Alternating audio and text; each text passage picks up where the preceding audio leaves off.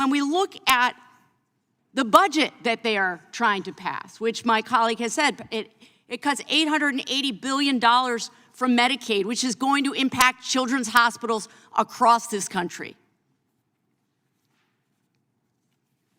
It's going to impact food assistance programs. It's going to impact WIC. So why don't we have a hearing on what we actually can do in Congress to help children across that country? Why aren't we doing that? Mr. Lesley, I am so grateful that you are here, and I was looking before this hearing about all the work that you have done on behalf of kids. Just really quickly, is infant mortality rising in this country? Thank you for your question, Congresswoman Balint. Yes, the answer is yes, and for the first time in decades. Yeah, is child mortality rising? Child mortality is absolutely rising, and our nation's child mortality rate is well above all other wealthy nations. Is child poverty rising, Mr. Lesley? Child poverty is growing. It is more than doubled since the low in 2021 with the the expiration of the child tax credit.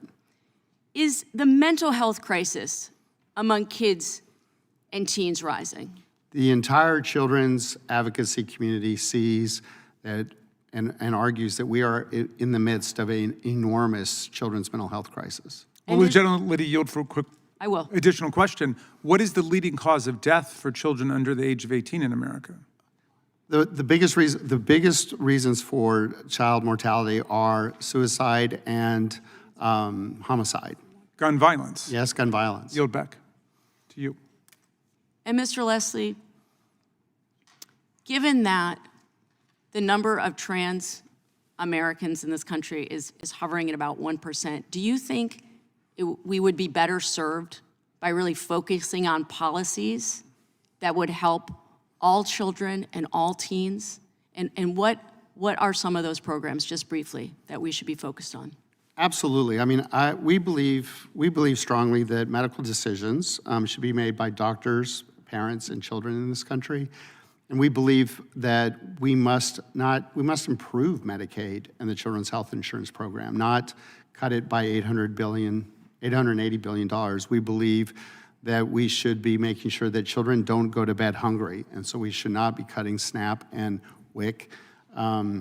We believe that education programs are fundamentally important, and I know that in the tax debate that's coming up, there will be a debate around the child tax credit, and one of the crazy things we do— Mr. Lesley, I ask you to wrap up your time because we're over the time. One of the crazy policies we have in this country is that when you have a baby and your income drops, you're susceptible to losing your child tax credit. Yeah. That makes no sense. Now, my Republican colleagues can continue to scapegoat and fearmonger this very tiny group of individuals in this country.